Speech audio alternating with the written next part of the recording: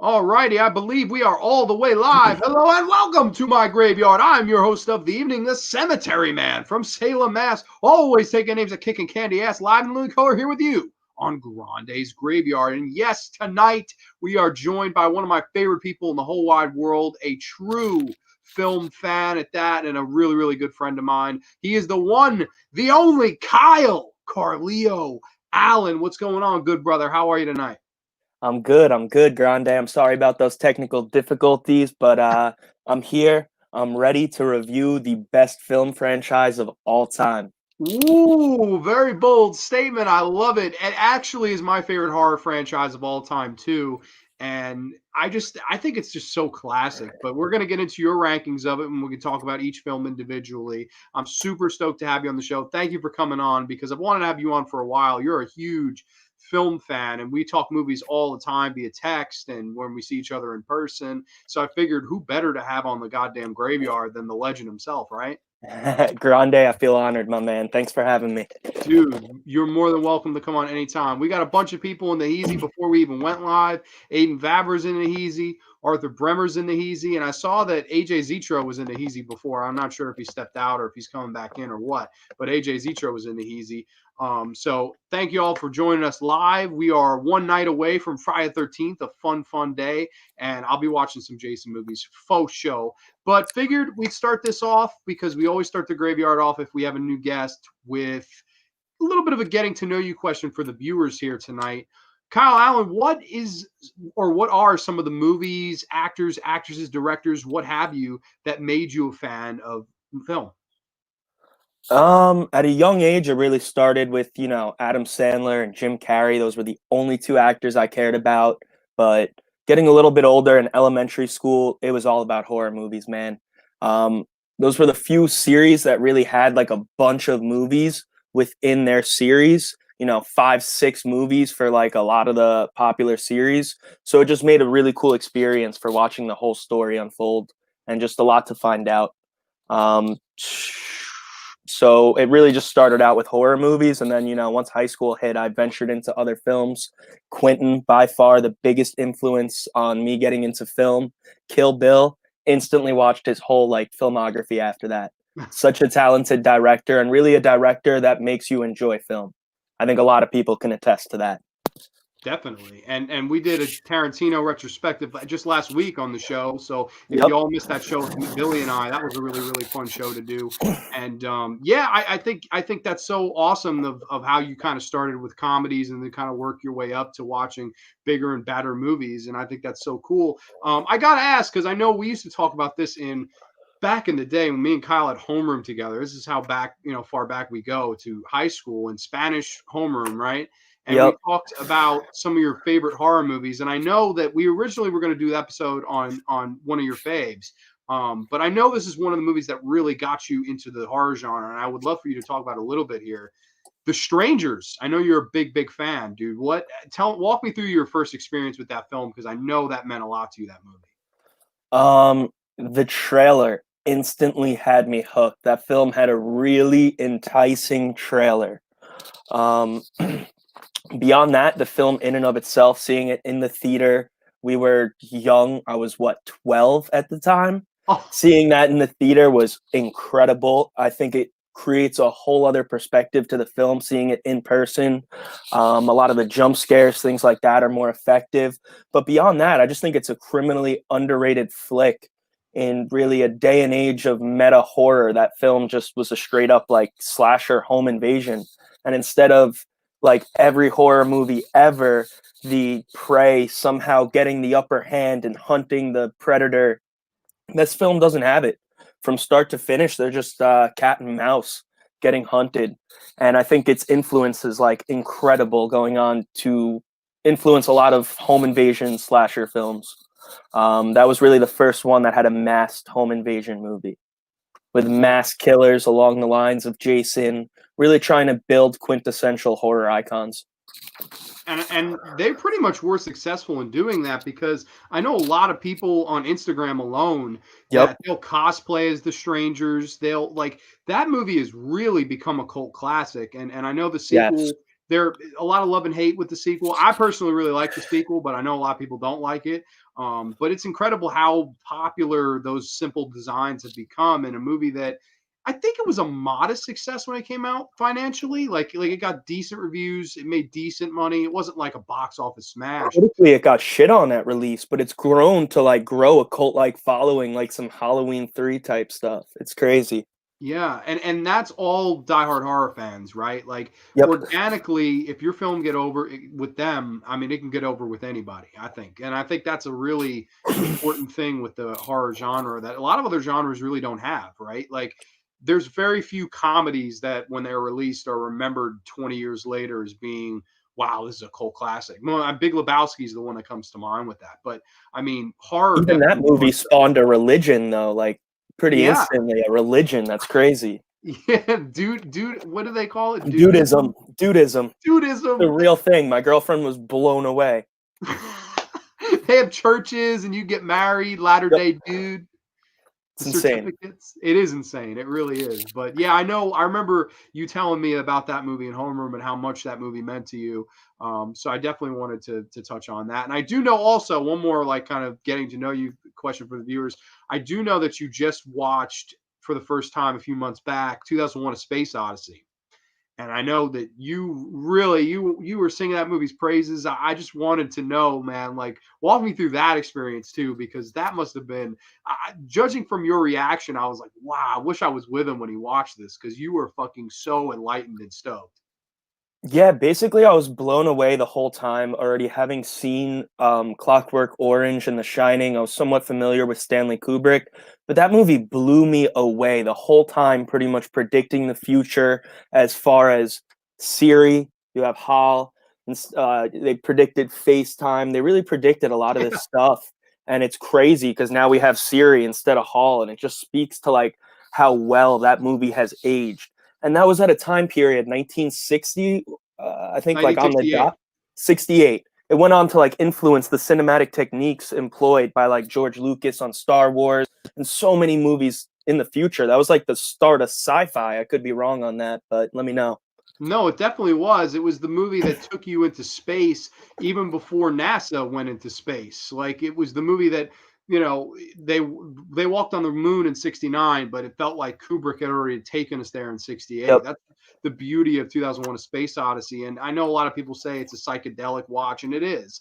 But I agree with you. I think its influences on and predictions on where we are as a society now and its whole I love the whole psychology with Hal and how at one point the main character he starts deprogramming Hal and you Oh see my God. that Yep.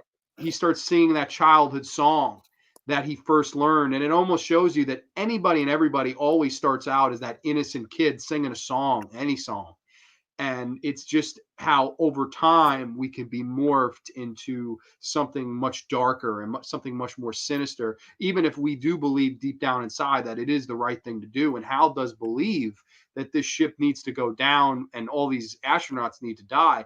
It's just one of those moments in film history where I went, wow, that has something to say. And that was really blew me away about that movie the first time I saw it. But I know you were a huge fan, so I Yeah, definitely want beyond that, even the ending, man, that's just like the beginning that had me hooked. The ending just brought it to a whole other like planet because you don't get a meaning. The whole movie kind of feels like the briefcase from Pulp Fiction, where you're left to color it with your own interpretations. The director isn't force feeding you some meaning or even a subliminal meaning. He's leaving you to interpret the art the way you choose to. And I think that's so powerful, and you don't really see it done a lot, if at all. Really Yeah, and incredible film. they usually spoon feed you nowadays, and like Mhm. that's really crippling your viewer's imagination and leaving it up to interpretation. I want to be able to fill in the blank with my own mind, or why else would I sit here if you just spoon feed me the entire thing? I mean, I think that's just kind of lazy filmmaking, but It's I'm glad you unfortunate. appreciate it. We live in a day and age though where, you could just Google, with this movie analysis, and really you don't have to think for yourself anymore. Yeah. It's a weird time.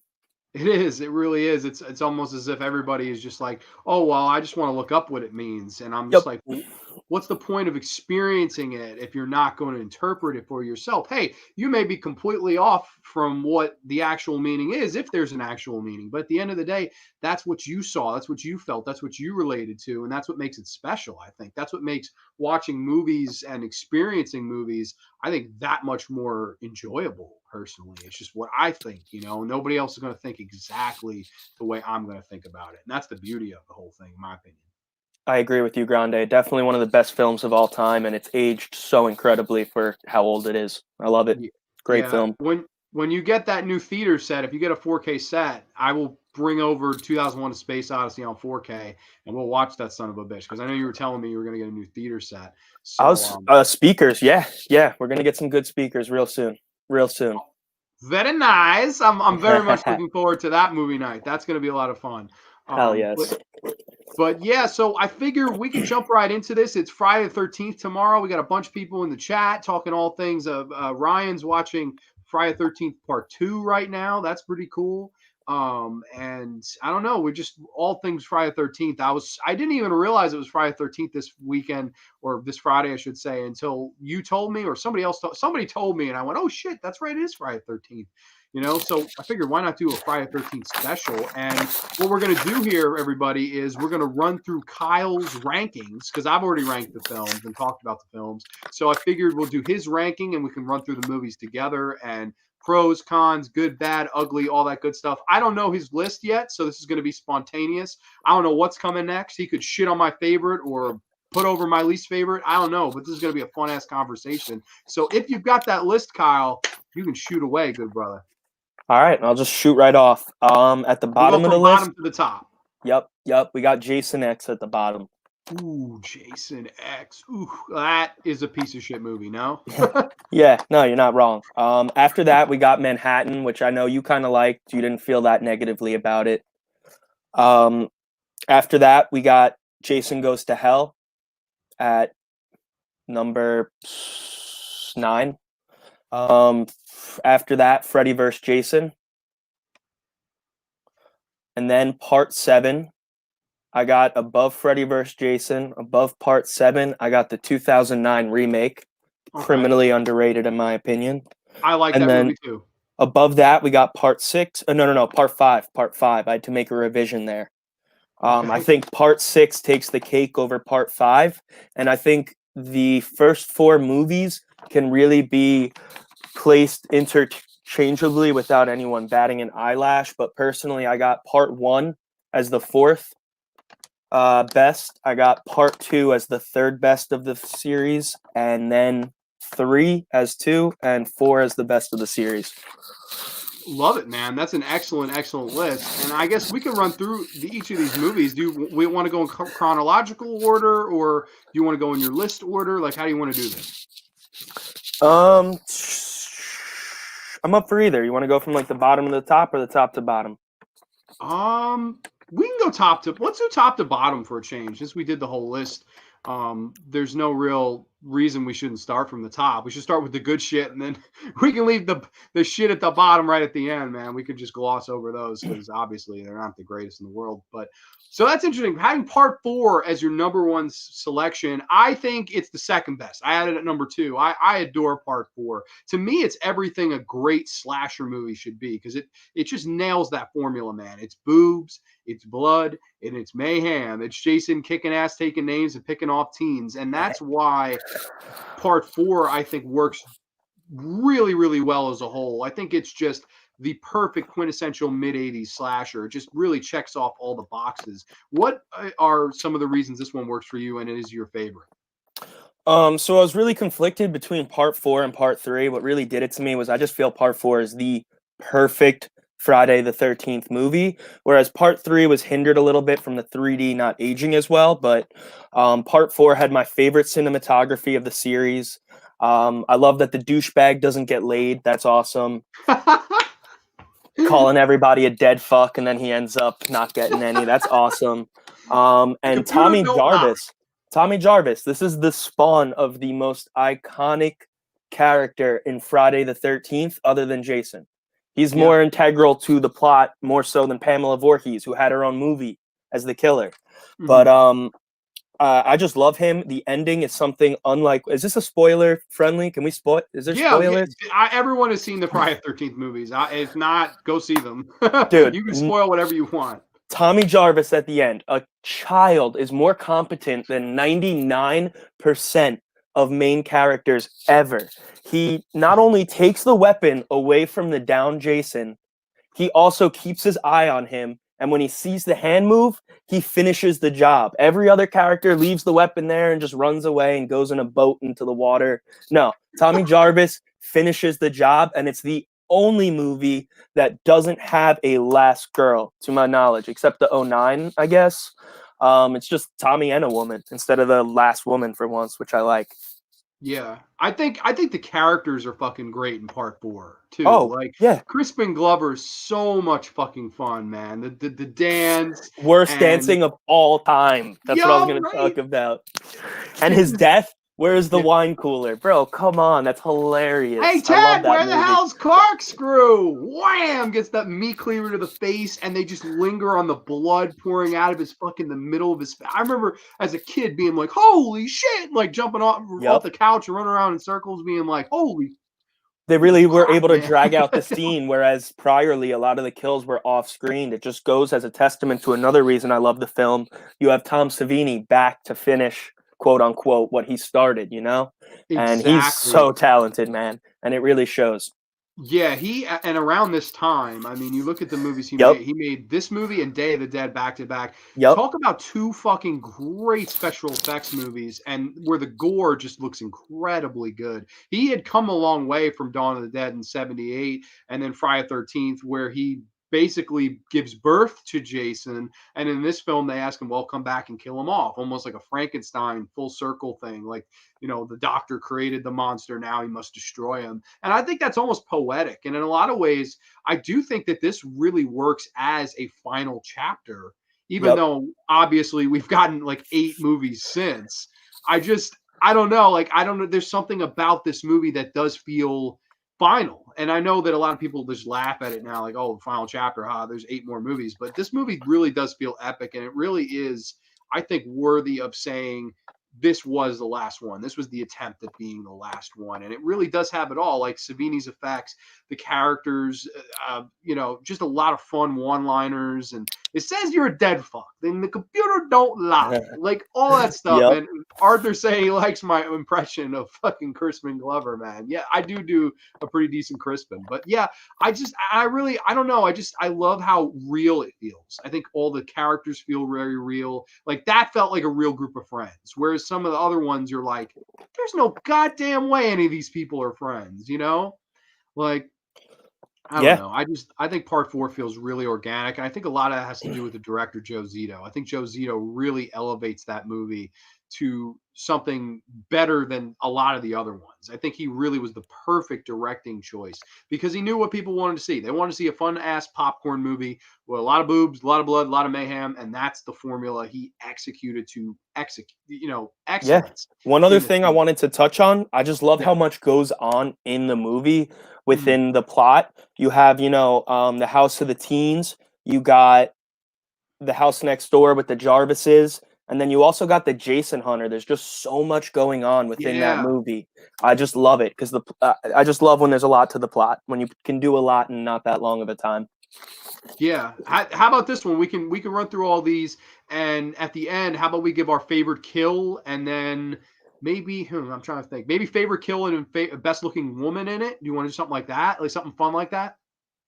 Yeah, I don't have the best women like written out How for about you kills. do favorite kill? I'll do hottest woman in the movie. We can do All that. right, that's fair. That's fair. You ready for part 4? Yeah, let's do it. What part 4? What's your favorite kill in the film? This one, a little bit of a mashup. We got the hitchhiker squeezing the banana as she gets killed by I love Jason. that one. And then no, that's it. That's it. The banana. Okay. Yep. Very nice. I like it.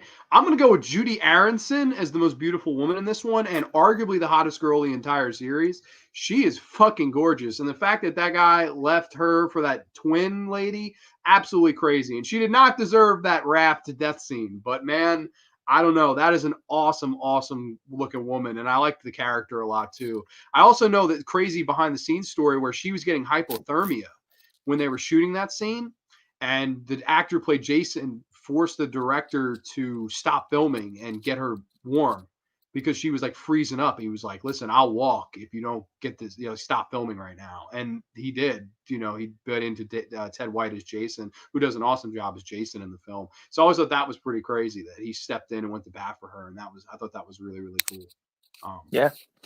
But okay, so that was part 4. Absolutely love part 4 is a 10 out of 10. It's a perfect slasher for sure.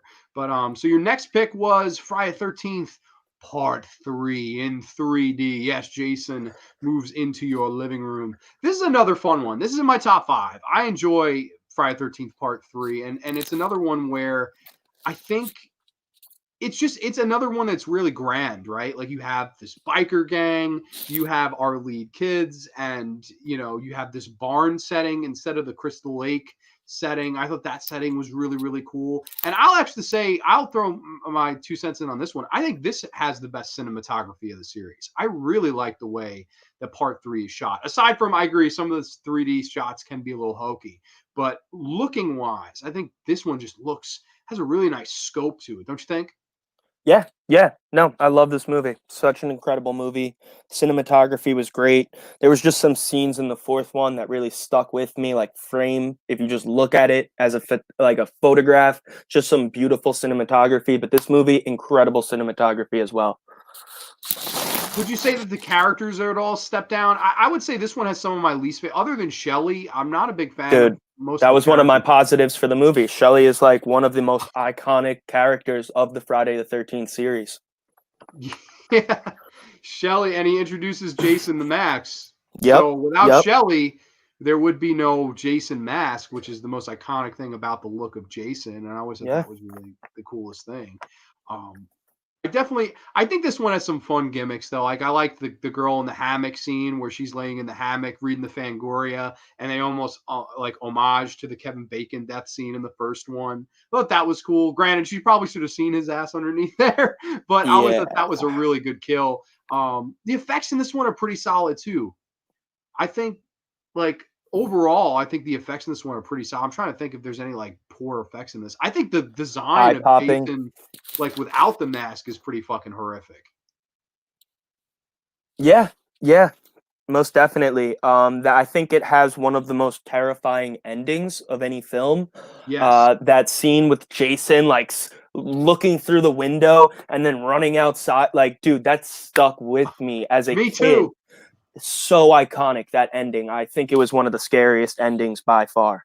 That Yeah, it doesn't almost just looks like rely on a jump Sloth from the scare. Goonies, as if he like saw you, and it really does Yep. feel like a dream because she sees him in like the attic through the window, and she starts Mm-hmm. screaming, and the next thing she looks back, and he's right in front of her out the door, and I'm like, holy shit, this motherfucker's teleporting now. Like I remember as a kid getting like, go run, bitch, and then of course Mama Voorhees jumping out of the water and grabbing down Dana Kimmel. Yeah. The opposite of the first film, pretty much. Yeah, which I never saw that coming as a kid. I remember being No. like, what? Like being like fucking mind blown by that. But I You thought didn't that know was who that really was smart. either. I didn't know who it was the first time I saw that movie because a lot of people like us watch them on TV, probably not in chronological order, Yeah. which I think could play. I think it has an effect on people's confirmation biases or just biases in general. People Yeah. tend to be biases towards movies that they watched when they were younger or the first one that they watched. I forget what it's called. A bias towards things from your childhood. Yeah, I know what you mean exactly. I honestly I can't remember of these movies which one I watched first. It might be part 6, but at the same time, I feel like I watched the original first. Like I feel like I watched the first 3 first and then part 6. I think that was the order I watched them in. I remember watching part 6 a lot because it was like I think part 6 is the best one to show kids. Like if you wanted the best starter Friday the 13th movie, I'd show them part 6, like a Yeah, young yeah. kid. We'll get into that Um one. I don't want to talk too much about it now, give away how I feel, but as far as this movie, I think the barn is also one of the most iconic settings in all of Friday the 13th. I think the sixth one, not the sixth one, the fifth one even took inspiration with the ending taking place in a barn. Although it wasn't the same one, it was shot somewhere else in California. It looked very similar. Yeah, it did. It really did. That's true. The Soulless Trench Coast in the Easy. What's going on, good brother? Hope all is well with you. We were having fun on Corey's stream last night talking all things horror. But yeah, I definitely I think that barn is just iconic. Like I always loved the scene where the one biker chick she's swinging on the rope and she's like, "This is fun." And the one guy's like, "Ali's gonna be pissed. You better stop it." And one scene you see her swing, and when he looks back, she's gone. And I remember being like, "Oh shit!" Like Jason grabbed that bitch and killed her just like that. Like I remember being like shocked. Oh crap! I don't know if we lost connection there for a minute or my camera freaked out. But No, I heard yeah, you. Saw you. okay, cool.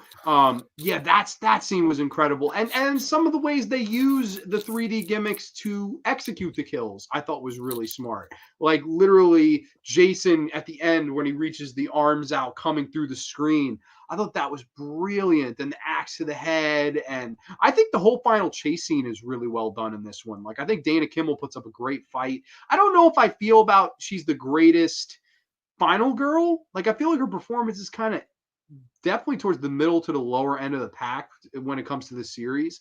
Acting wise, I think she's a good looking girl, but I don't know. I felt like acting wise, she was a little bit of a weaker character. What do you think of her character? What do you think of Dana Kimmel? I'm never really crazy about a lot of the final girls acting in movies. She was all right. I think the final chase, the biggest problem I had was that Jason was a very seemingly very powerful dude by that point, pushing eyeballs out of people's heads. But in that final chase, she like drops some books on him and he goes flying to the ground. It's just like, bro, in what world is this happening? This is insane. Books are taking out Jason. Like, come on. I don't know. That was my only really qualm with the final chase. Other than that, I love the movie. I think it's a perfect movie. Other than that, and the 3D, I'd give it like a 9.5 out of 10. 9 to 9.5 out of 10. Very nice. I like that rating too. So what would be your favorite kill in this one? And this one's tough to pick because there's Yes. so many goddamn iconic kills. On in retrospect, I don't like the eye popping that much. I think it would be a toss up between the handstand kill and the harpoon in the eye. Ooh, that's my favorite. I love the harpoon kill. Yep, it's just so iconic. And then he dropped, you know what? That's got to be it, dude. He drops the harpoon afterwards like a thug, bro. That was the most gangster shit I've ever seen in my life. It was awesome. Yeah, literally. I love how that whole setup goes too. Like, oh, Shelly, you dropped your wallet. Who are you? Boom! Shoots that bitch right in the eye. Coincidentally, that's probably my favorite Friday girl in this movie. I thought she was really cool. Vera. I almost wish in another dimension she would have played the lead because I thought she had more character to her and she was a better actress. I thought she was really, really cool. So I definitely liked the actress who played Vera. I don't know the actress's name, but Vera was a kick-ass Friday the 13th girl. Really, really liked her. And man, yeah, I would probably 9.5 for this one. I love part 3. A fun 3D gimmick slasher movie. Steve Miner pretty much always delivers on his films that he directs, and I really enjoyed Friday the 13th part 3. But what was next on your list, good brother? Part 2. The body count continues. I have this at the number 3 slot too. I'm a huge fucking fan of part 2, man. Tell me some of your favorite things about this one. So while I thought the ending was meh, I'm not like crazy about the whole Pamela Voorhees sweater kind of deal. What I really loved about the movie was how human Jason was. It's the only movie in which he's really human.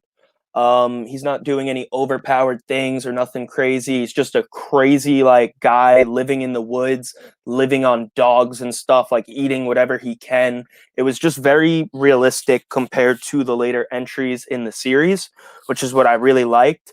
And then you got the burlap sack. Everyone's expecting to see Jason in the iconic mask. No, finally halfway to 2/3 done with the movie, he finally shows himself and he just looks like a crazy guy with a sack on his face. It's awesome. I love that. One of the coolest Jason designs, or most unique at the very least.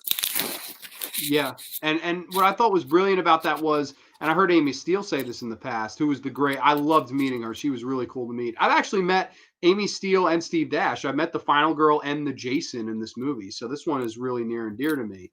But yeah, she said that if there was a crazy killer in the woods, he probably would have a fucking potato sack over his head with an eye hole cut through it. I always thought that's so right. Like it is so organically done. He just looks like some crazy motherfucker in the woods. And I agree. I think he is the most human in this one because they really hadn't established that Jason was a zombie yet, right? Like there's a scene where he gets kicked in the balls and actually sells it and falls down. And Yep. I believe it's the shortest Jason has ever been. Um, because Steve Dash definitely was not a giant like a Kane Hodder or CJ Graham. He was one of the shorter, if not the shortest Jasons. I think he does a really, really good job in the role, though. And I think this one has probably my favorite final girl in Amy Steele. I think she's just wonderful as Jenny Field in this. Love John Fury as the head camp counselor. Thought he was great. And I think some of the side characters are fun. The guy in the wheelchair, the chick that's like flirting with him, the one guy who's like he's just an absolute pervert. I like this one has some of the best stereotypical characters in it, and I think again some of the best death scenes, and it really does feel like one of those classic sequels that does tone up the volume, right? Like the body count literally fucking continues in this movie, and that's the famous tagline of it. That's what I really love about Friday the 13th Part 2. It's one of those sequels that just says, hey, we're turning up the volume from Part 1 and we're going to make this thing bigger, better, and better. So I'm a huge fan of Part 2. I just enjoy everything about this one. Do you love the shish kebab kill? Have you seen it uncut? Because I know that's recently been floating around the web. Finally, that they've released that uncut scene. And man, it looks fucking violent as hell. I don't think I've seen that. No, you'll have to link me that. Yeah, I will. I will for sure. It was part of that new box set. I still have the original from Crystal Lake to Manhattan box set. I'm old school like that. I still haven't upgraded that shit. I know they've done 2 Blu-ray sets, but I've yet to really, bite on either one. It's pretty cool. They have that whole scene, unedited, uncut. It looks incredible. Really, really fucking gory. Um, but do you think that this film, in a lot of ways, and I feel this way totally, was able to recapture some of that atmosphere that the first one had, maybe more so than any of the other ones? Yeah, definitely. Lots of kills off screen, stuff like that.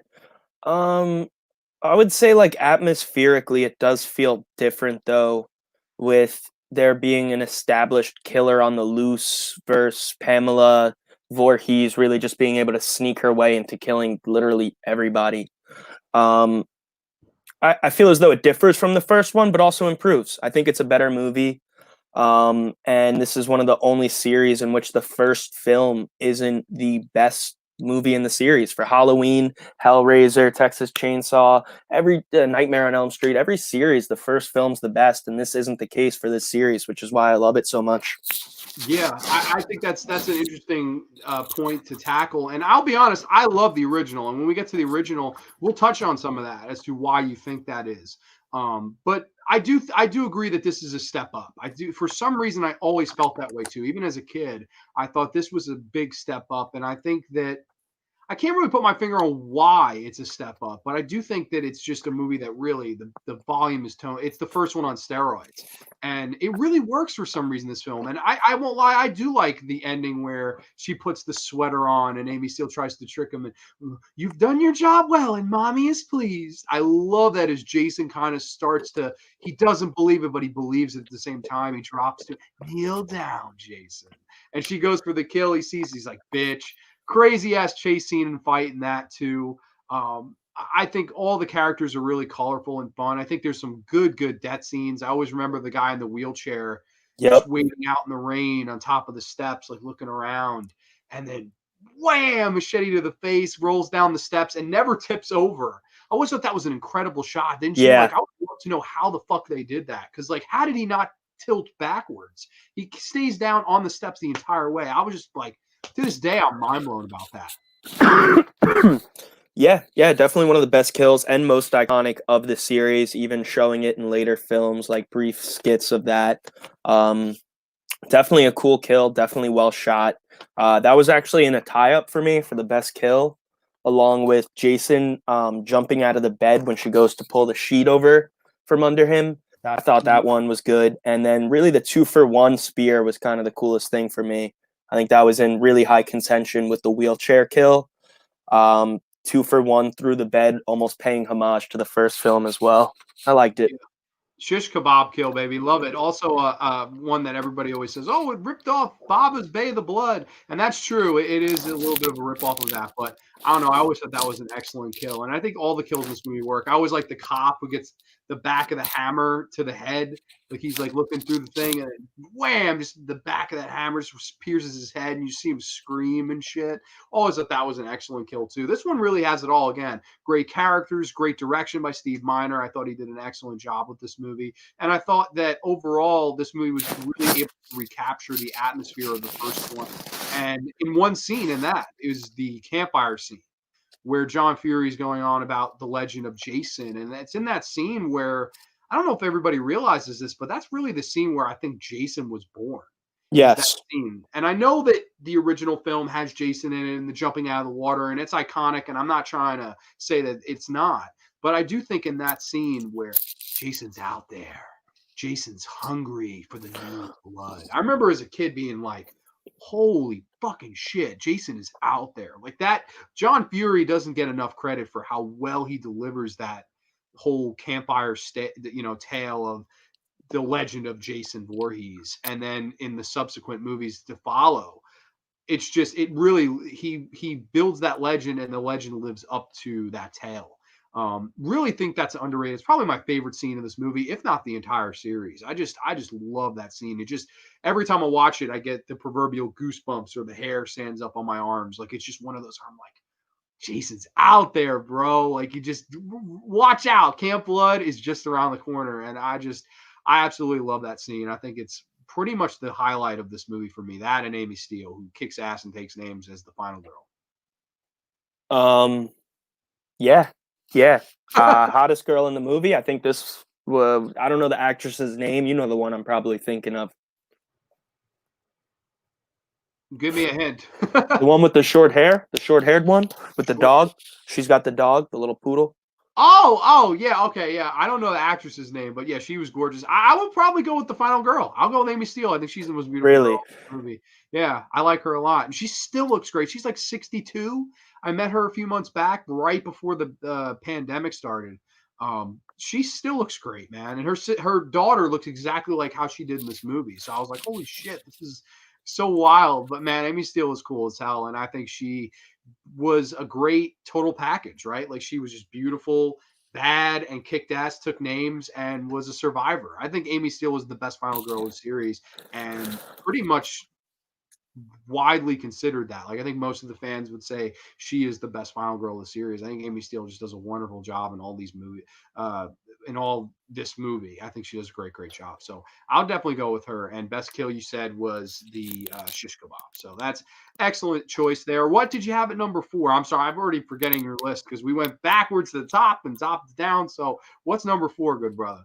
I'm gonna get to number 4, but one thing I just wanted to touch on was while I'm not crazy about the ending, one of the biggest things was, her watching Paul, I think his name was, get wrestled by Jason and just standing there screaming his name, doing nothing.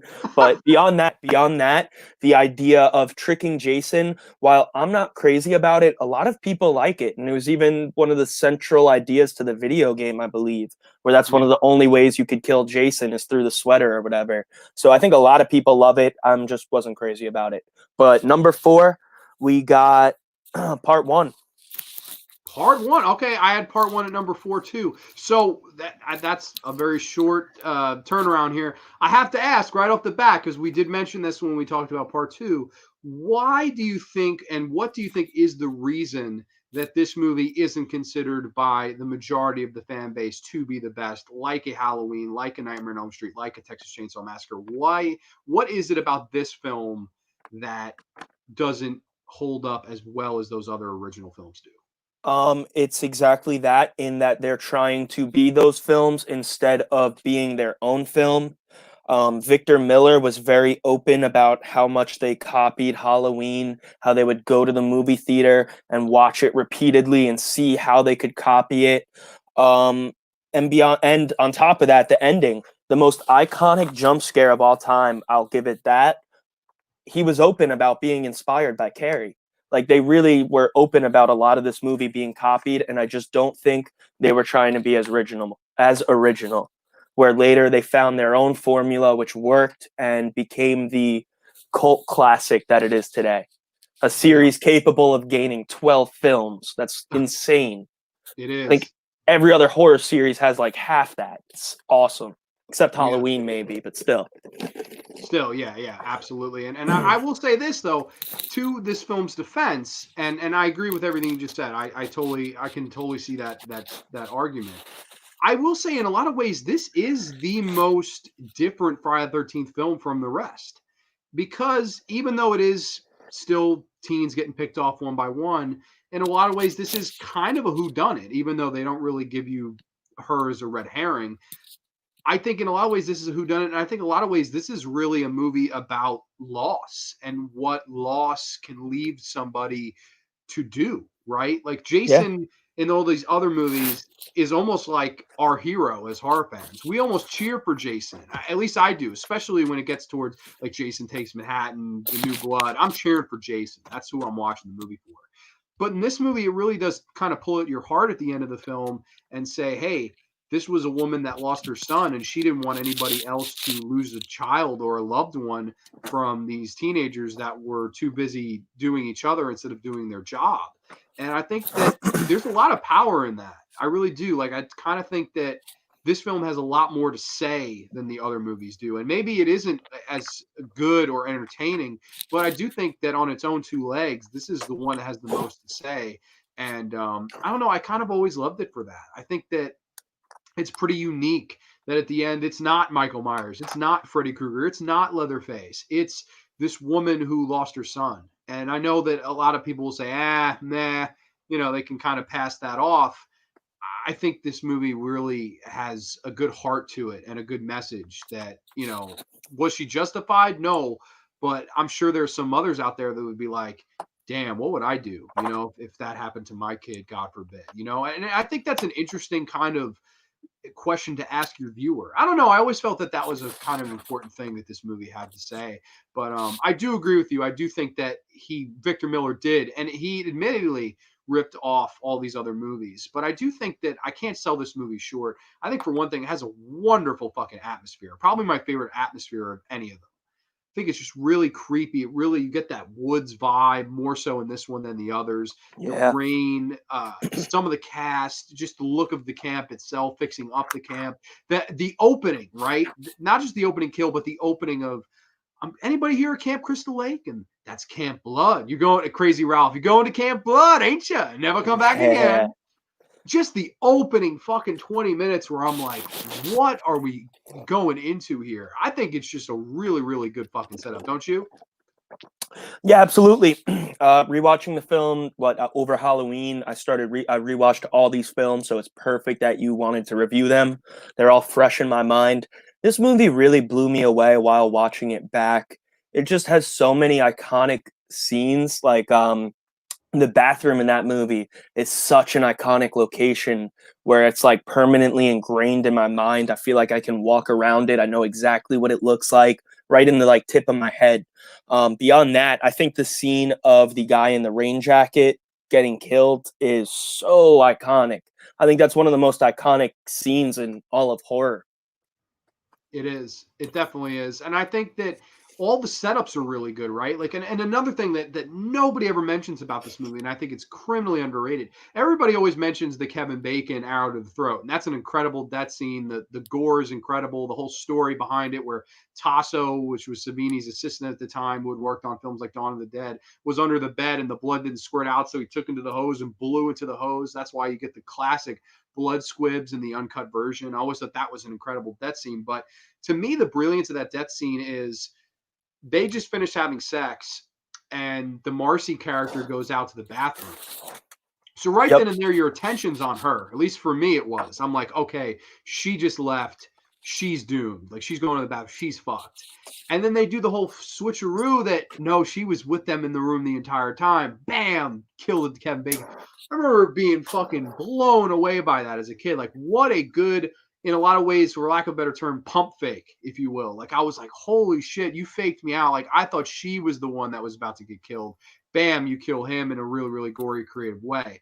Thought that was great. And then leading up to her scene where she's in the bathroom checking stall after stall, and you see that silhouette of the axe coming up, wham, hitting the lamp, just holy fucking shit, man. I just love how all the kills in this movie are executed. They're very slow and methodical, but I think that they all fucking work in their own unique way. And obviously, with the help of Tom Savini doing the special effects, I think that makes this one really stand out for me above a lot of the rest of them. Wouldn't you say?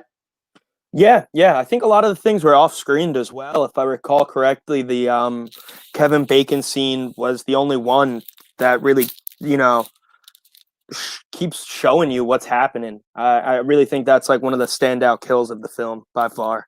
Yeah, Tom and Savini you're was right. really flexing on us back then.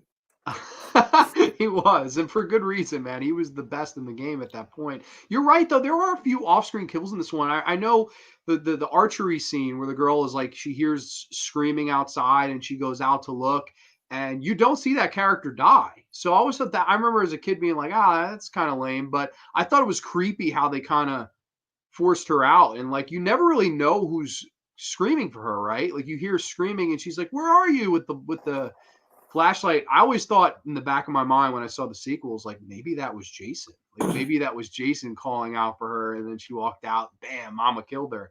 Thought that was fucking a really interesting kind of way to look at that. One of those things that, hey, that was my interpretation of it. I always thought that was kind of cool. Like maybe Jason baited her out there. Was that Jason's first kind of assist in killing? I thought that was kind of an interesting thing to think about. But yeah, man, like you said, the ending of this one, just iconic, and all the tropes that they pull out on you with, you hear that really soft calming music. They leave enough room on the bottom of the screen for the credits to start rolling, where in most films it would start rolling. The cavalry has arrived and the cops. I mean, every trick in the book to make you go, we're safe now, we're safe now. And even when I saw this movie in 35 millimeter, people still jumped. And like this movie's 40 years old this year, people still jump at that ending. That's how well executed it is. You know it's coming, yet you still, there's part of you that just jumps every single time.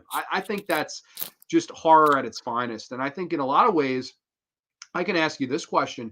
Do you think this is one of, if not the most influential horror movies of all time? And I know that it ripped off a lot of movies, but I think in turn, I don't know if any horror movie has been ripped off more than this one. That's what I would honestly say. This is the most ripped off horror movie of all time in Friday the 13th. So do you think so? Do you think that's one of the most influential horror films of all time, or do you see it as just another rip off that kind of just became popular?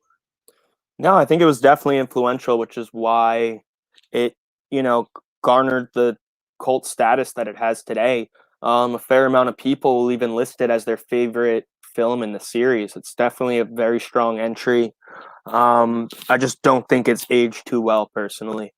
Yeah, and I think most people would agree with you. I will say that for a long time I would have been in the same boat with you. I definitely can see why people say, "Oh, well, it's not near the top of the list." I know some people that will have it at the bottom. They think it's the least. That's outlandish. I think that's outlandish too. I don't understand that at all. But I don't know. I guess people just like prefer to see Jason killing people, and that's fine. But I don't know. I still think this movie has a lot of good things to it, and I think it's a masterpiece in its own way. While it may not be as heralded as a Halloween or a Texas Chainsaw Massacre, I do think it had a lot to say, and I do think it's one of the most important horror movies ever made, if not the most. I would say Yeah, this is the most influential horror movie of all time because you would have had The Burning without this movie. You wouldn't have had Madman without this movie. You wouldn't have had The Prowler or movies that, so many movies that rip this off.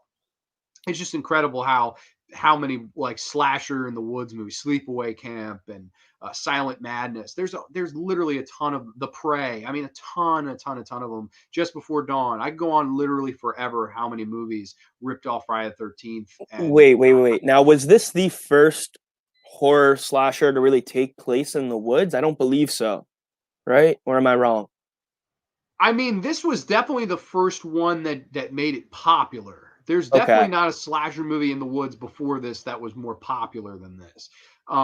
There may be, but like when you look at all the movies that came out after it in such short time after it, I mean, The Burning was the next year. Madman was 82. The Prey was 84. Don't Go in the Woods Alone was 81. I mean, so many ripoffs. directly after this one. Yeah. Maybe there was, like, I don't know if anybody can fact check us on that. Like, I don't know, but like, I'd be willing to say that this, like, maybe there were sci-fi movies before 2001: A Space Odyssey, but that was the one that really took you into fucking outer space. If you know what I mean? Like, Yeah, and at the that's end what of I the day, mean. this is the most influential. We're here struggling. You, as us, as horror fans, are struggling to even think of a movie that really demonized the woods like that before this. This is really the first one, or at Yeah, least the most influential. it definitely is. I know Evil Dead demonized the woods in a lot of ways, but in a lot of ways, that's a completely different film than this. Yes. I think it's just this movie was really where that formula was perfected, and people were like, they made a great movie for not a lot of money. I want to go do that. So let's get a bunch of good-looking kids, stereotypical characters in the woods, and try to kill them off in creative ways. And that was really horror of the early half of the 80s, So I don't think you could sell Friday 13 short. I am thrilled you have it the number 4 slot. That's where I have it too. So do you have it number 5? Oh, we can do quick favorite kill of the original, and then I'll say best looking girl will be Marcy. I'll put her there. What was your favorite Marcy. kill? Okay, one thing we didn't talk about. I love how we don't see Jason for the whole movie. That gets Yeah. literally a lot of people. It got my girlfriend. It got me when I first watched the movie. I think it's gotten a lot of people. I love that. Favorite kill. Yeah, we're just at Kevin Bacon. That's really it. Kevin Bacon for sure. KB, baby. Gotta love him. That's an And as far as next movie, part 5. Part 5 at number 5. I'm rocking the shirt. Good brother. Give me 5. I love it. I'm thrilled that you have it in the top 5. Easy to say that this is the black sheep of the franchise, and it's for the one reason at the ending where you find out that it is not Jason. In fact, it was Roy. But personally, again, I think this is a slasher film that checks off all the boxes for me. It has a lot of boobs. It has a lot of blood, and it has a lot of mayhem. I believe up until part 9, it had the highest body count of the series. It has a lot of great kills, a lot of colorful, fun characters. I just adore this film. This is my favorite of the franchise. What do you think, man? What are your thoughts? So, I actually messed up, Grande. Before I told you part 6, I had above 5, but they're really interchangeable films for me. Okay. I love how much is going on in part 5 between like the insane house. You got the Hicks. Ethel and Junior. Yep. And then what Love else? them. You got Reggie going to visit his brother. There's just a lot that happens in the movie, which is a big thing for me. I love really how much goes down in that movie, and a lot of it's just so iconic for me. I do too. I think that a lot of the characters and the dialogue are just so memorable. Like, I love Ethel and Junior. Like, their dialogue together is just too fucking funny. You big dildo, and I ain't so pretty myself. I know. And I love, like, she's like, Sheriff, you better not come near me. I got a bomb on me. And like all their fucking shit with these like redneck hillbillies. I don't know why, but I laugh every single time, man. Every time without fail. I just think they're the funniest characters in the history of the series. Just some of the shit that is one ugly fucking man. That's one ugly fucking man, mama. Like all the shit they do. It just cracks me up. Like, I don't know why, but man, those two just nail it. Carol Locatell, I just love her as Ethel. The bad wig, I mean, just everything about her. Of course, Debbie Sue Voorhees, which what better name for a Friday the 13th girl? That scene where she gets the like garden shears to the eyes just blew my mind. I think this one has just the perfect slasher formula in a movie that I'm looking for, right? Just because it really does not hold back on anything else. Of course, Arthur says, they call me Reggie the Reckless. Absolutely love Reggie the Reckless. One of my favorite characters in this movie. Of course, part 5 is badass. Totally agree with Soulless Trenchcoat. I think this one just really, it's just the most fun. Like I love with fucking Demon singing on the shitter. Ooh, baby. Yep. Ooh, baby. I just fucking love that, man. Like when seeing that with a crowd, everybody was hysterical laughing. He was by far one of the most iconic parts of the movie for me. Even though him and his girlfriend are so briefly in it, I can just so vividly remember it. Like that's one of the things I was looking forward to when watching the series again. Like he's the brother that doesn't have a job but has been all around the world. Man, when you go all around the world, you get things. Like I fucking love Miguel A. Nunez as fucking Demon. He's great. You want chicken? You want pizza? Chicken and sausage. I love like he has everything. What's up, Pam? Like I love the whole like that whole like interaction. I think is fucking classic. Like you're right, they're in it so briefly, but they're so memorable. And that's the thing with this movie. Everybody's memorable. We all remember Joey, the fat kid, getting axed to death by this inmate who was for some reason allowed to handle a bulldozer and an axe. It gets fucking killed over a chocolate bar, thus setting up the revenge plot for the ambulance driver, which I know a lot of people just say, hey, that's stupid. I don't want any part of that. But to me, the most brilliant thing is they had to take this series in a new direction. This was literally a new beginning for them. And they told Danny Steinman at the beginning of this film, Jason's dead. That Jason guy, he's done for. We have to make a Friday the 13th film without him. Good luck. You're up to bat now. Hand anybody the reins to that. I think that's really fucking tough, man, to continue from where part 4 leaves off. How do you fucking make another Friday 13th movie? And the movie that we get, I think, is the best fucking possible result you can get. Is there anything else you might have done differently with this movie? Because this really was the plateau. They said, hey, Jason's dead. What would you have done? Would you have maybe made Tommy the killer in this movie, which the end of the movie kind of sets up for that? Yes. What would you have done creatively? No, I think part 4 even sets it up, which causes a little bit of a lack of continuity. But I think the biggest thing was Roy being the killer just didn't make much sense.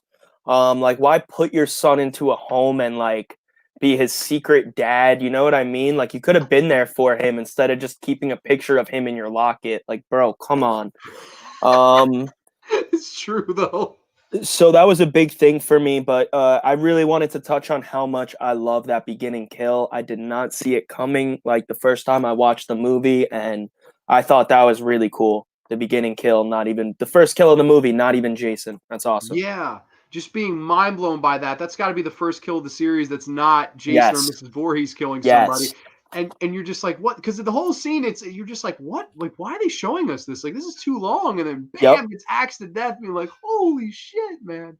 And the paramedic go, bunch of pussies, chomping on the gum right in front of the guy's dad. Like, holy shit. Oh yeah, and that's the thing. Rewatching the movie, you see little things like that. The way Roy looks at him after that, all angrily. There's contextual clues to point towards Roy being the killer, so that the rewatchability is very high of the movie. Another qualm I think they could have done better though. Why give Jason the blue things under his eyes? He doesn't even it's completely different from the normal mask. I love it. I love it because it gives a different mask, which I just think is so cool to a series, having that one cool blue mask. But I also think as far as giving away the killer, that's when I don't like it. I love the mask. It's cool as hell. I love how they have that. But the whole time, I'm not convinced when I'm seeing flashbacks of Jason, who has a completely different mask, and then I see this other Jason with a pretty pale design in comparison to the fourth film, with a completely different mask. It's just not giving it away for me.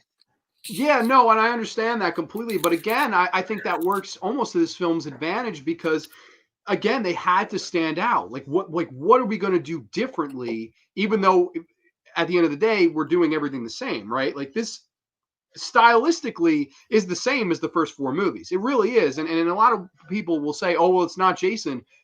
To be honest, it really could be Jason at the end of this movie. Like, it's nothing like, oh, well, this kill was bullshit or that kill was bullshit. Jason would have done it this way.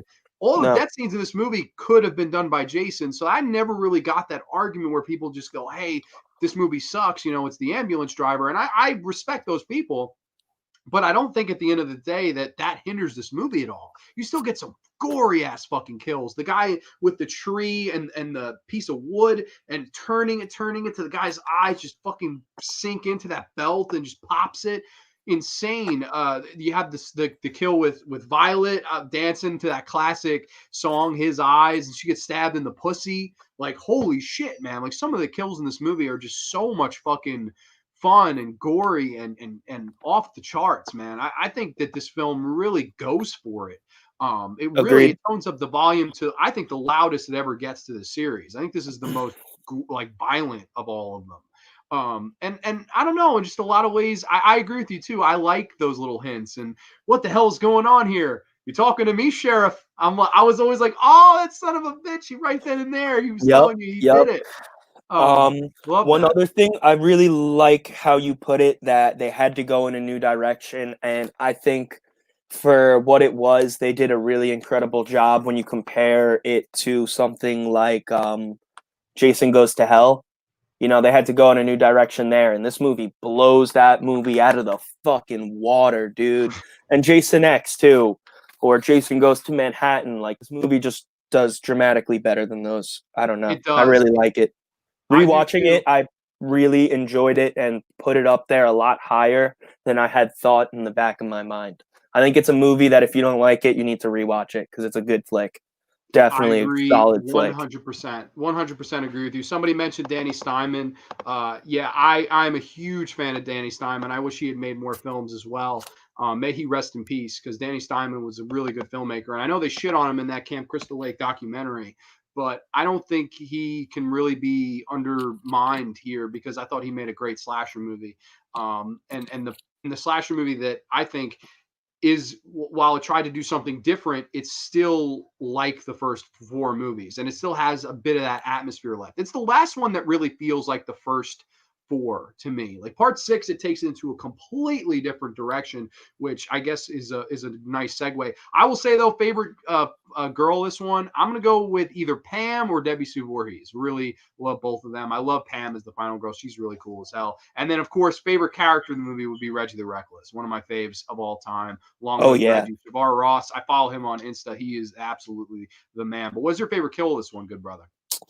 Um Probably Reggie's brother on the toilet. That's iconic. Demon. Yeah. Getting Right killed on the through the ground. walls. He thinks he's safe and just nah. Starts getting stabbed through. That's pretty terrifying too, in essence. Loved it. Good kill.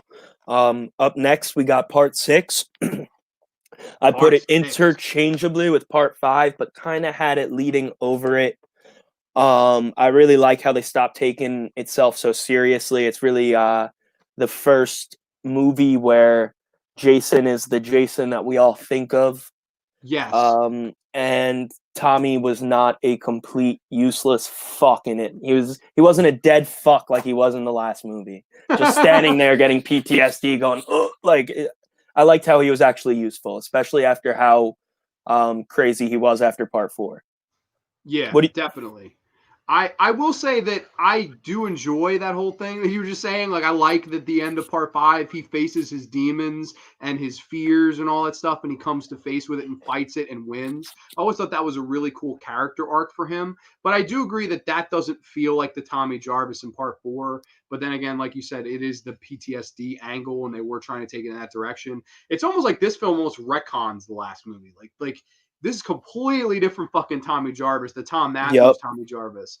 And I do think that, again, you're right. This is the movie that introduces the Jason that people in pop culture think of when they think of Jason. I don't think people think of the Jason from part 2. They think of this Jason.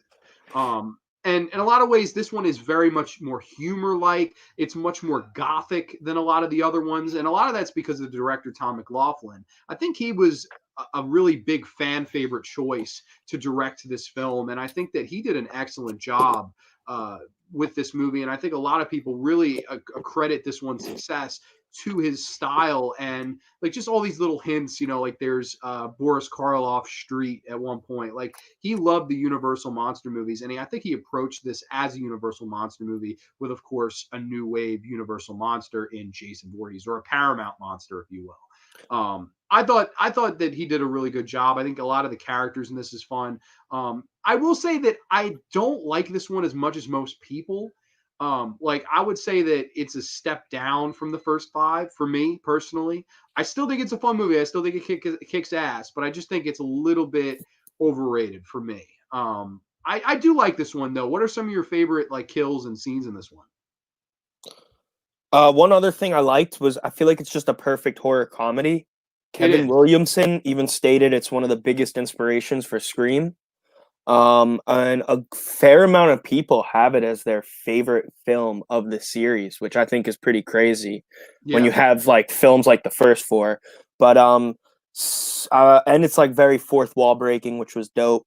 Favorite kills, we got the 3-for-1 machete. That guy shooting Jason with a paintball gun was probably one of the funniest moments in the series. The RV kill, hilarious. Fucking idiot driving the thing. Oh my god, loved it, loved it. Um,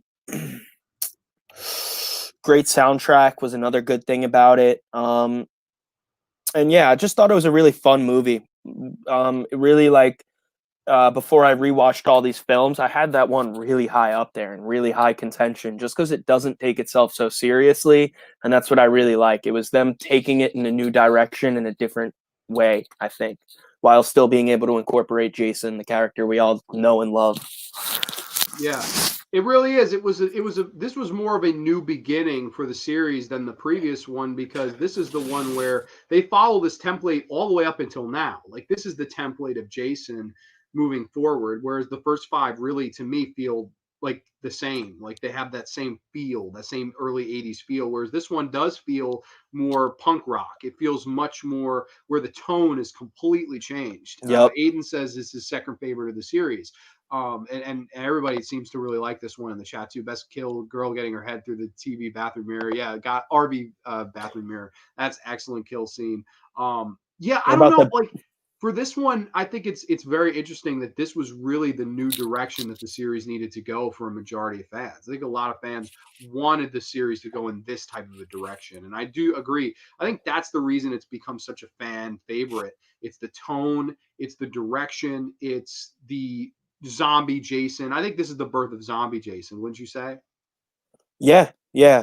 And another thing is it's a very like meta movie after people started getting sick of 80s slashers, which I Yeah. like. It's a It little found a way to be self-aware. unique. Yeah, exactly. That's the best way to put it. Like the dude that works at the graveyard pretty much talking to the camera, telling us like what kind of weirdos would want that to happen. Just love it. Such an awesome movie. Yeah, he kind of ats us in that moment. But yeah, I dig part six too. It's definitely one of the fan favorites of the series. Definitely an awesome flick. So you had that as at the number six spot, right? Yep, yep. Very, very good. I will say favorite girl in this one. This one's tough. I'll go. I'll go with the final girl. I like Megan. I think Megan was a good looking girl. But what would you go favorite kill? Well, we pretty much talked about like some of the favorites. I think they're all in very high contention. Another one just that really isn't that high up there was the back breaking when he grabs the girl and freaking snaps her back like Bane does to Batman. I thought that was cool. Beyond that, I just thought a lot of the kills were very cool. This movie had some of the coolest kills in my opinion, and a lot of them are in very high contention. Awesome. I like that one a lot too. Very, very good Friday the 13th film and probably one of the most universally loved. So what's next on the list? The 2009, probably not a popular opinion, but that's where we got it. Above the seventh, part seven, we got the 2009 remake. I really like the 2009 remake too. I think in a lot of ways where the Rob Zombie film of Halloween remake, it really that tried to make exploitation, and whereas the Texas Chainsaw Massacre remake, it goes for a very polished look, and the Elm Street remake is just like a really terrible music video. I think this one, I fucking hate that Elm Street remake Me more too. than That's the worst of all of them, man. oh, I could write a novel about how much I hate that movie. It's a piece of shit. But this one I think follows the formula of the original movies the best.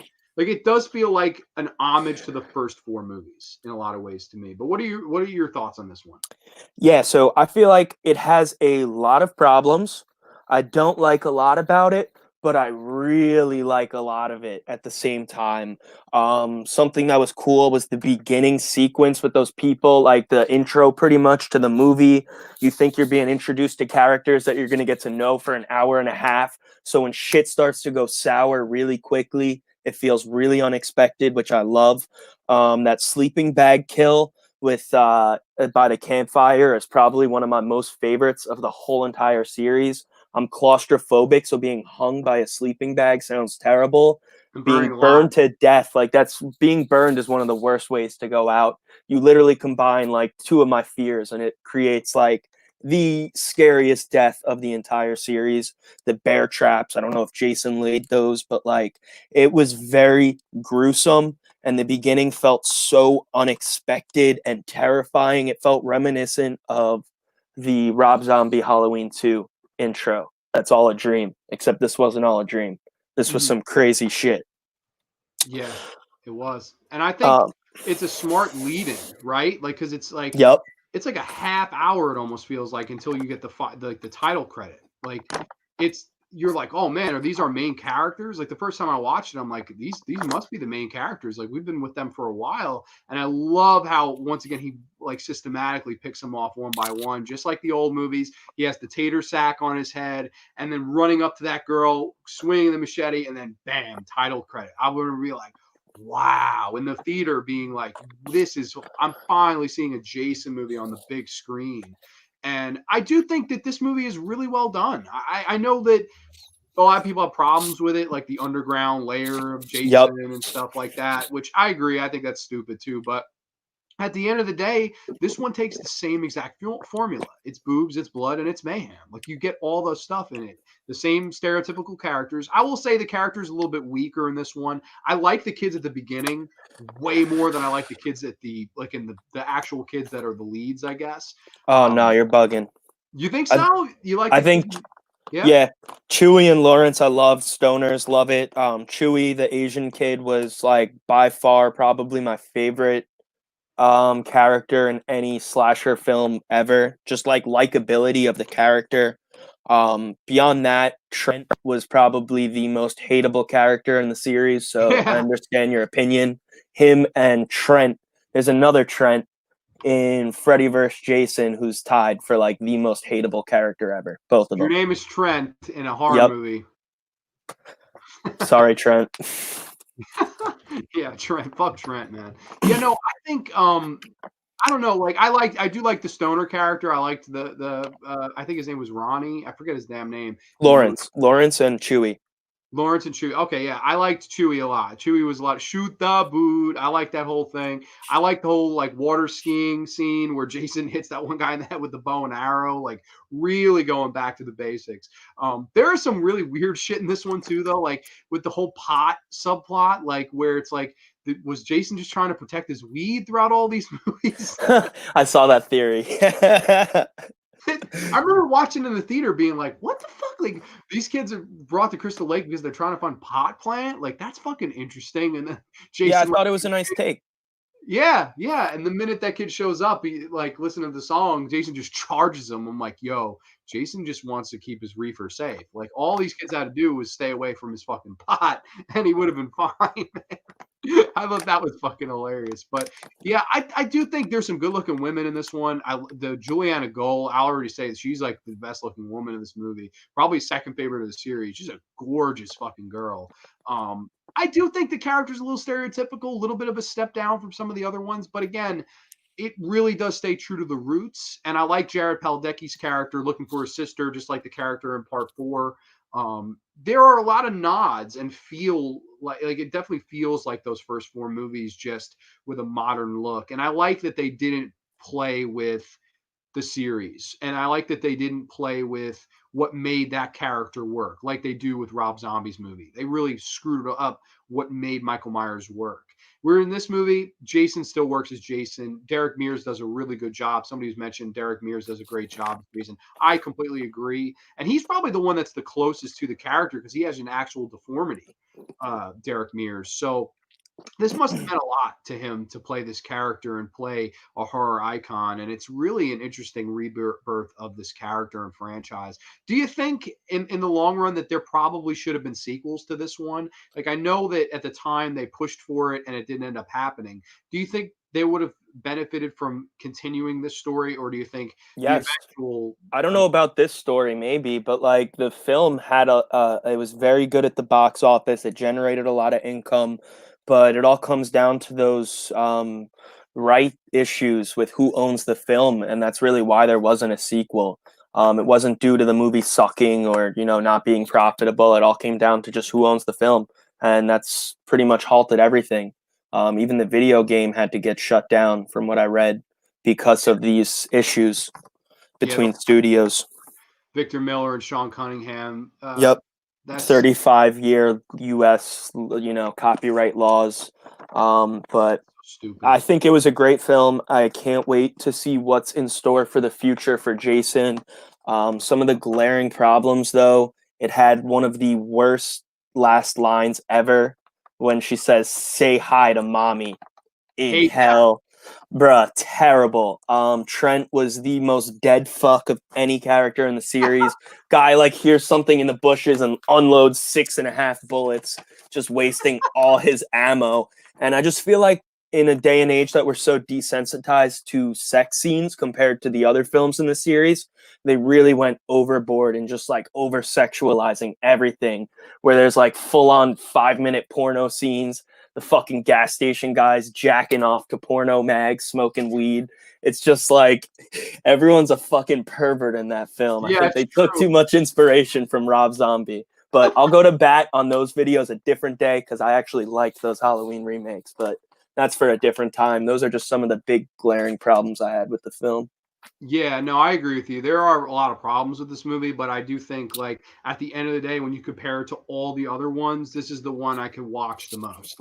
I can theoretically see myself watching this on a Friday the 13th, tomorrow. I could totally watch this movie and not bat an eye. I think it's the closest to home those remakes get without offending anybody and staying true to the source material while being entertaining enough on its own two legs. Do I think it's a masterpiece? Do I think it's one of the best of the series? Not really, but I do think that it's one of the better remakes out there of all the other ones. So I like this 2009 film a lot.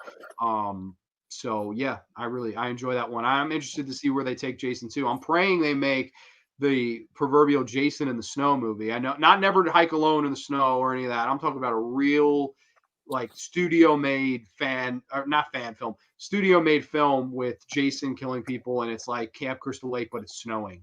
That's all you have to do. Change up the setting a little bit. Make the teaser poster Jason standing in the fucking goalie on the ice, just standing in the fucking with the hockey mask, literally the hockey mask. Finally, we get an ice scene kill. Something I've always wanted to see with the series. So I hope that eventually happens.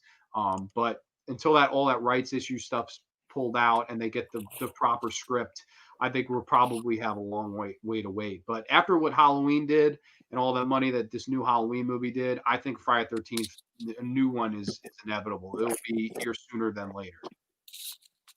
Yeah, I agree. I agree as well. The films just have so much profitability, especially after those video games would have been the perfect time to release it. Can't wait to see what they do. And I really like that movie. Yeah.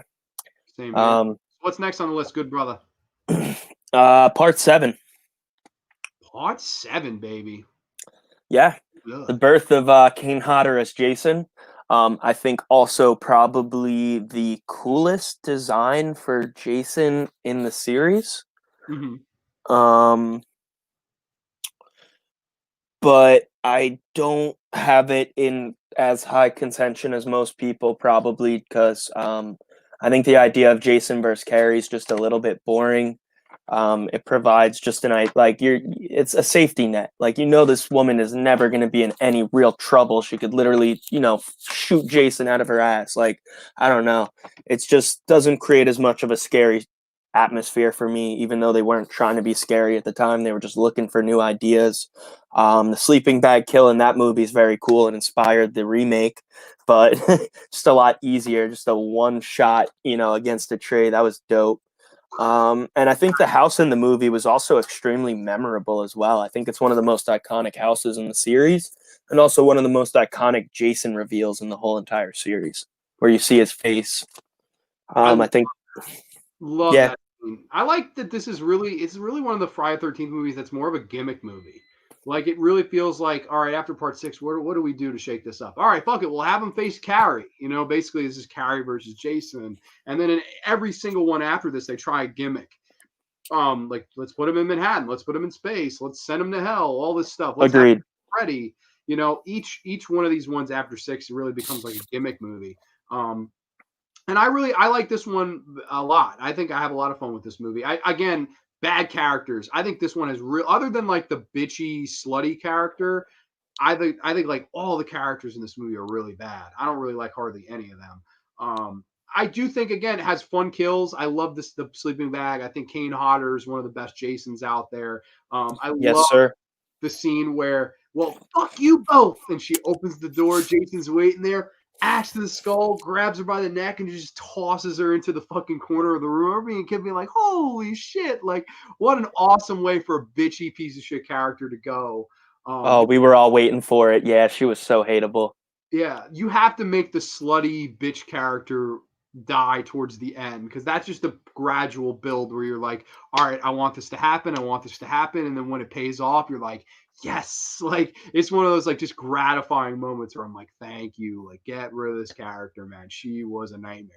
And yeah, I do enjoy this one too, and I agree. I like the design of the house in this one. I think John Carl Buechler does a really good job with the design of Jason. I like Oh, that yes. in all Yeah. the other Jason movies, he's really almost looks like he's without a scratch on him. You know, like he's perfect. And whereas this one shows every scratch, every His ding, spine is sticking out of his back. It's awesome. isn't it? Like it's such a great design of Jason. I love that the mask is kind of chipped off, and then when you see his face finally, it's just fucking really. You're like, man, like this is part 7 by this time. Like this Yeah. motherfucker's been through a lot of shit, but he is. Chain around his neck and everything, dude. Yeah, I just think the design of Jason. I would say my favorite design of Jason. Would you? Yes. Yes. I don't know if you've seen Tom Savini's design for the movie. I mean, for the video game, that's a cool one. But as far as movies, this is my favorite. Oh, I think one of the two biggest glaring things were, or problems, were the Doctor. He was just like up there for the Trents for the most hateable characters. uh-huh. And also, I didn't like the ending at all. I think it's very high up there for the most stupid thing to happen at the end of a Jason movie, with the girl's dad coming out of the water and dragging Jason. Like, bro, come, like anything but that. And I heard that's not even what they intended to do. Like, I think there's scripts or something, or alternate, no, not alternate endings. I think there's like scripts for like what they initially had in mind, and it wasn't that bad. I think they initially wanted him to be like more like because he was under the Jason, like, yeah, and like he was going to come up and be like scarier looking than Jason and pull him down. And in this movie, he comes up and he looks like he's been under there for 2 seconds. Like he's like pulls Jason down. I remember being like, "What the fuck? Like really? Like is that how they're going to end this?" And that's how they end it. Like that's pretty much it. They pretty much just ride off into the sunset. The house explodes. Um, I don't know. For some reason, I will say I like this movie a lot, but I will say like I'm not a fan of the characters at all. Like this is one of the ones where the characters are just pretty much all fucking bad. Even the lead girl. Like I like Laura Park Lincoln as an actress and as a person, but like I don't know, man. Her performance in this, like I don't. The doctor guy's a piece of shit, and I don't know. Just really, they're really unmemorable characters. You get the ugly duckling girl, not much to her. You have that weird like nerdy guy in it. Like I don't know. Like there's just some of the characters movie I think kind of suck. yeah, yeah. And although this movie is so low on there for me, it's really like I I like it a lot. I really enjoy this flick a lot more than Freddy vs. Jason or any of the lower movies on the list. I really enjoy it. Just thinking back on it, it's very iconic. I watched it a lot as a kid, so I got some bias towards it. But I do too. I enjoy this one a lot. I think it's a lot of fun, and I think John Carl Buechler, another guy, may he rest in peace. I think that he's really one of the like reasons that this movie kind of stands out in a lot of ways. I like John Carl Buechler's direction in this film. So of course the special effects they stand out for sure. Um, but yeah, so moving on to your next pick here. Was this number 8 slot? yeah, I think so. Yeah, Number 8 yeah, yeah. is a good brother. We got Freddy vs. Jason. I think it's a very boring movie when you've already seen it. I don't know if I already watched it too much as a kid and knew everything that was going to happen, but it just felt very boring. Very reminiscent of Alien vs. Predator, where you kind of just it goes from a scary movie to an action movie and just loses a lot in the process. I think Freddy kicking Jason's ass in the real world is one of the most stupid things I've ever seen. That dude Trent, though, in the beginning, getting squeezed in between the Oh, the bed by bed kill. Jason, Oh, I one of the love best that. kills of all time. One of the coolest like kills in the series. Freddy smoking weed out of a hookah, just bad. It felt like Halloween H2O and them just picking up celebrities like Carrie Hilson. And that Freddy line was probably why Robert Englund retired the character when when Freddy's like dark meat. Ooh, like, bro, just terrible. Terrible. Up there in contention with 09, like for the worst line of any movie like ever. Wasn't very scary. I think Ronnie Yu or whatever really missed the mark. I thought Bride of Chucky, like the film before, was a lot better than he was capable of doing with this movie. I heard there were a few screenplays for the movie that were much better. And I think one of them even leaked before this film came out. So when people saw that, they had a much higher expectations for the film than what they got. I heard it's a lot better than what actually came out. Yeah, and I think that the main problem with this movie you mentioned, it's the director. I think Ronnie Yu was a really poor choice because he was not a fan of either series. He didn't really know much about either character, and he really tried to build this as more of a wrestling match in a lot of ways, where you have the big guy doesn't say much and the small guy that has a lot to say and tells the story. He really looked at it from that psychology. Whereas I don't mind you looking at it from that psychology, but like number one, you should have kept Kane Hodder. That was a really fucking Yes. stupid move. I think Ken Kersinger's the worst Jason. He's friends with Robert Englund, which is why I think they chose him, from what I read. I think that stinks because I think Kane Hodder had championed that role, Yes. took it so seriously, and to see that he was demoted in favor of somebody who I thought was a terrible. He moved like a zombie, man. Like that. Ken Kersinger was a really bad Jason. I thought. I would say I did like the design. Yeah. Hit with like the missing hair and he's like purple/black skin. I like the design. I wish they went with Kane Hodder. I think he's the most experienced at that point as well. They definitely should have just stuck with him because he was too iconic as a Jason. Why would you give that up? That's what the fans want. But I agree with you, man, on a lot of the things you said. Yeah, I think it's one of those where I'm like, is what it is. Like I wish it would have been Kane Hodder, but at the end of the day, I don't know if even that would have saved it. Like it would have made it better, but like in a lot of ways, I like the movie. I can watch the movie, have fun with it. But in a lot of ways, it really Freddy doesn't kill enough people in it. I think that's a big problem. Like Yeah. Jason pretty much kills everybody except one person in it. Yeah. And in a lot of ways, it feels more like a Nightmare on Elm Street film than a Friday the 13th film. Like, it feels much more like, all right, how can Freddy get into the real world? Like, well, we did the Dream Child where he was doing that, and let's see if we can use Jason to this. And then I know that there's been, talks about the ending where maybe Pinhead was going to make an appearance. I always thought that would have been a really cool thing to see. Gentlemen, what seems to be the problem here? I thought that was cool. I don't know. I think in a lot of ways, they really should have even made this even more fun. Like, maybe keep score on the bottom half of the corner, right? Like each corner have Freddy and Jason's score, and like each one of them has to kill more than the other, and whoever kills more gets to stay up on Earth doing their thing, and the other one's damned to hell forever. And like you have it ends in a tie, and they have to kill each other. Like I don't get why they didn't really just go in that direction. Yeah, no, Jason had all the kills, and Freddy literally got cursed out by Carrie Hilson. He got bitched out. That's how the film went. I know. It's just, I don't know. Like, I like it. Part of me likes it, and I know I see Trenchy likes it. Trenchy is a big fan of Freddy versus Jason. I enjoy the movie. I'm not trying to say I don't like it or hate it. It's just a little bit of, I don't know. I think it could be a lot better if it was put in the hands of a more capable director and maybe a little bit better of a writer. I don't know if they should have went with one of those other stories or something completely else, but I definitely think it's a movie that could have been improved upon over time for sure. But it is what it is. The movie we got, I kind of agree with you. It's definitely one of the lower ones on my list too. Flaming machete for the favorite kill. What's the favorite? Or the stoner getting cut in half when he's controlled by Freddy. That was a cool one. I like that one a lot. The Jason Mewes looking motherfucker. I liked that one a lot. That was definitely, and then best looking girl in the movie. I'll go Catherine Isabel. I like Catherine Isabel a lot. She's a really good looking woman, so like her for sure.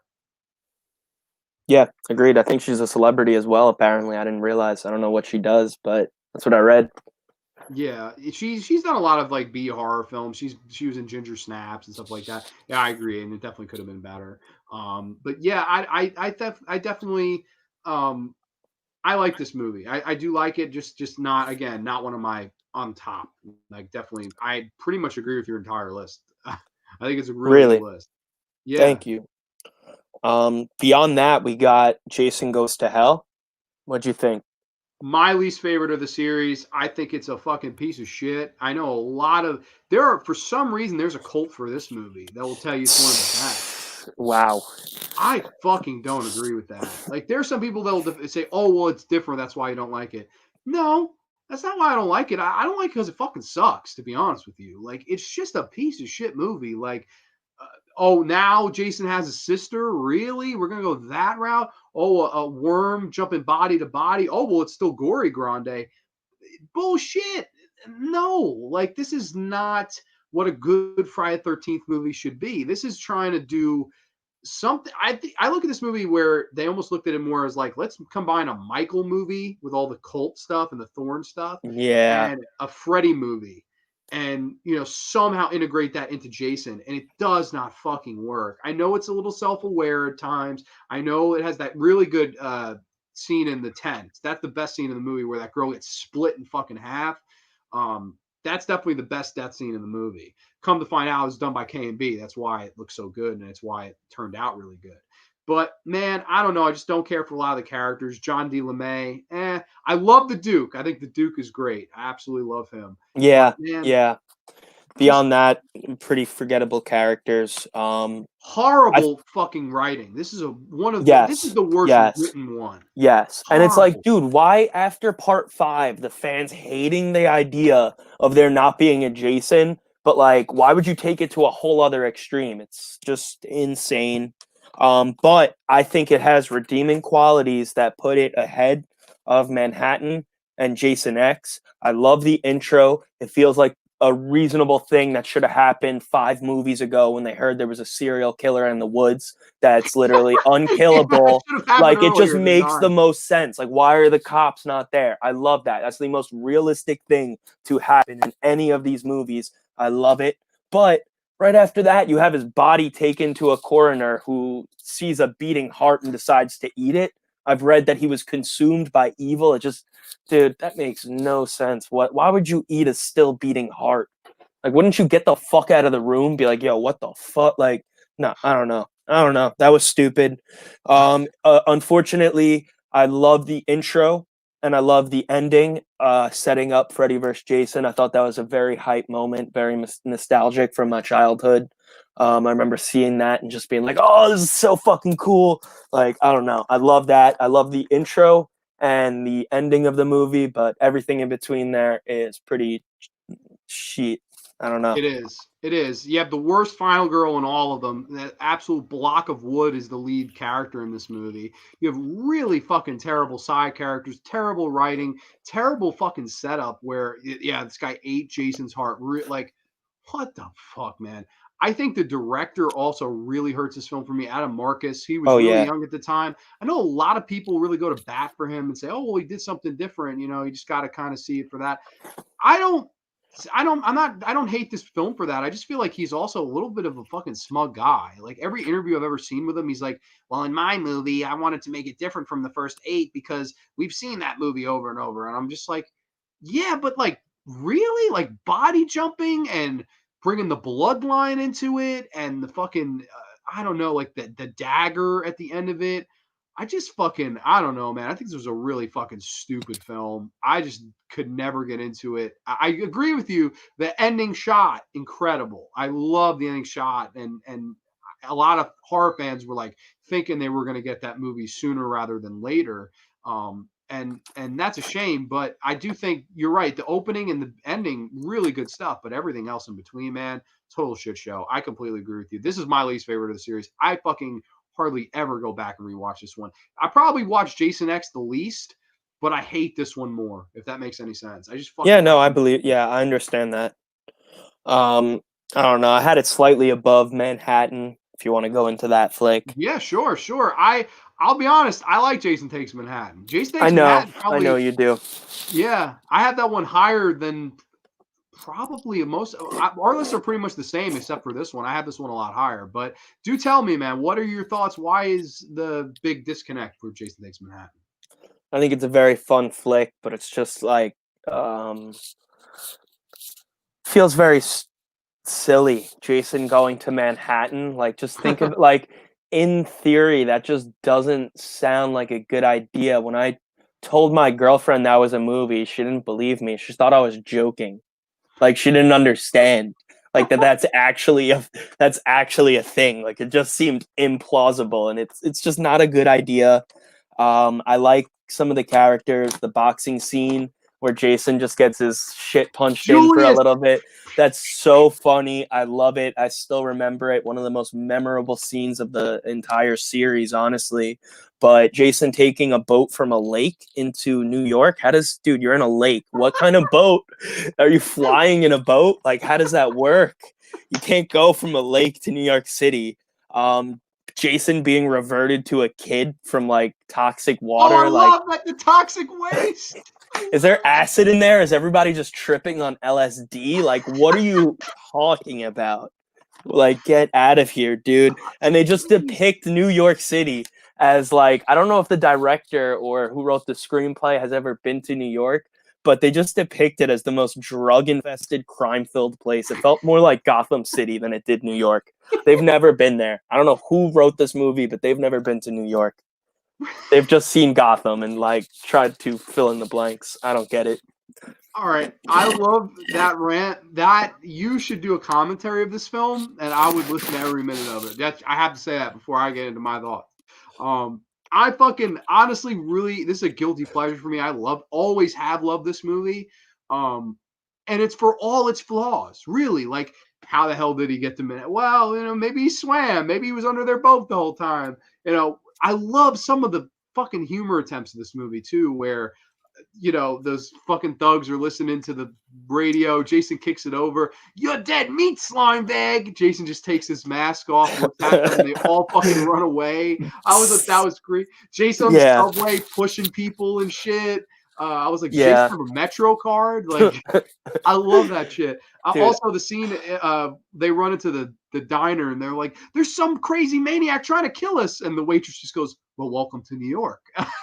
like, yeah, that's a thing that happens in New York City just about Yep, every day. yep. They depict New York as a place where Jason can just walk by like unnoticed. And he Like it's does. crazy. I've It's seen a Jason before in New York City for some reason working out. He had like a band attached to something. It was a huge jacked black guy wearing a mask and like he was working out and everybody noticed him. That stuff does not go unnoticed. Um I think I can't blame you at all for this movie being a guilty pleasure. I love it. I think it was still a really good movie for what it was. Definitely more enjoyable, probably start to finish, than Manhattan. I mean, Jason Goes to Hell.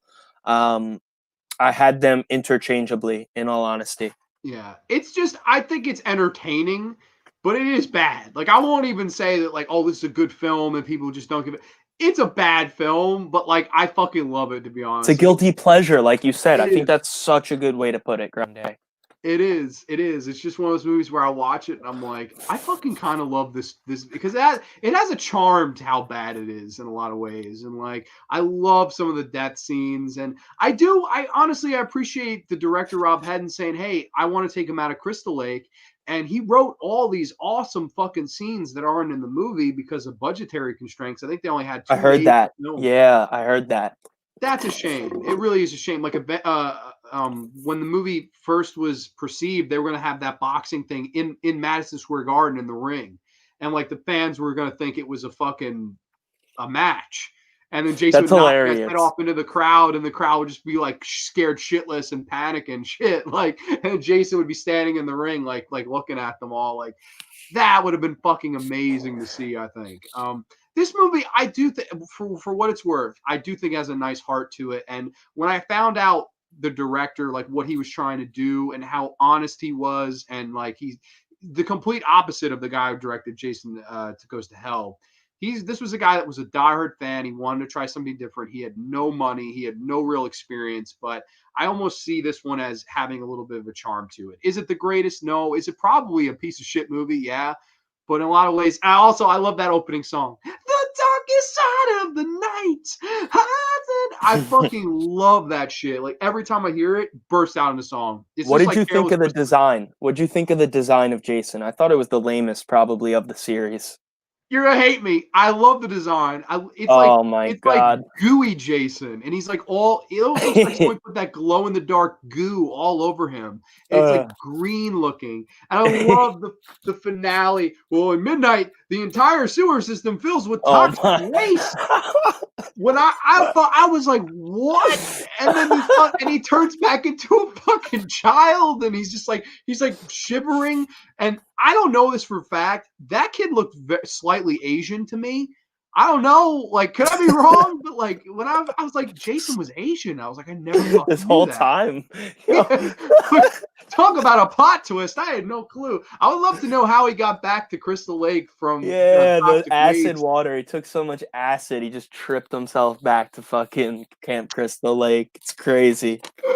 I love it. My favorite guilty pleasure of the series. I fucking love Jason Takes Manhattan, but I cannot I know a lot of people that say this is the worst one, and I cannot argue with it for sure. I'm glad to see Aiden says he sees this as a guilty pleasure for sure. I agree. I like this one, but again, totally justified in putting it lower. This is definitely a movie that a lot of people don't like, but I don't know. This one saw a spot for it. I will say for sure. Yeah, can't blame you for that. I think the coolest kill of the movie is probably Jason punching Julian's head off. Julian, I don't know. Yeah. Punching his head off. That was so iconic.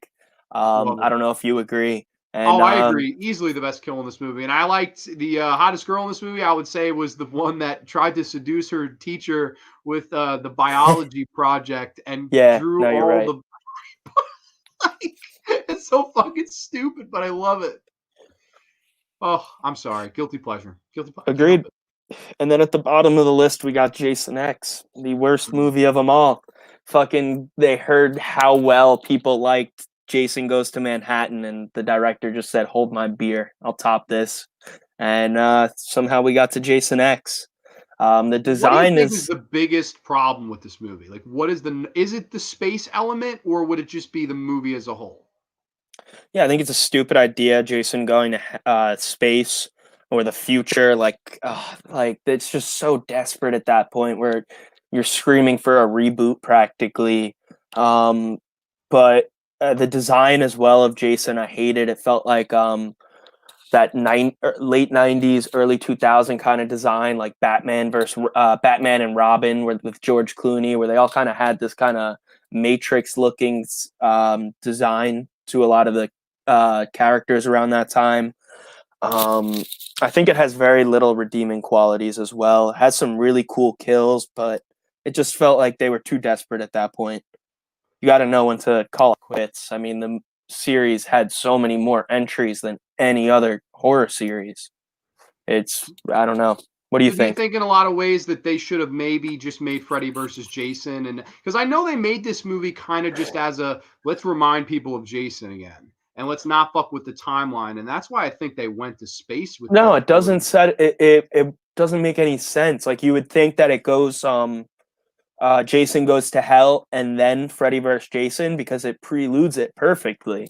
But no, they decide to throw in a Jason X to really milk the series because at that point, New Line Cinemas had acquired it ever since Jason Goes to Hell. I think that was the first New Line Cinemas flick. So they really only had 3 movies with the rights to Jason, which is why they cut Friday the 13th out of the title. And it just feels like they were trying to milk it and get their money's worth for the acquisition of Jason. Yeah, and I don't even think it was to remind people. I think it was to just try to milk some money, personally. Yeah, and I know that this movie didn't do shit at the box office because people found a way. This is like when the internet first became kind of popular and people were streaming it for free. on Wow, like Pirate Bay or wherever the website was, and a lot of people saw this movie before it was released because it leaked on the internet.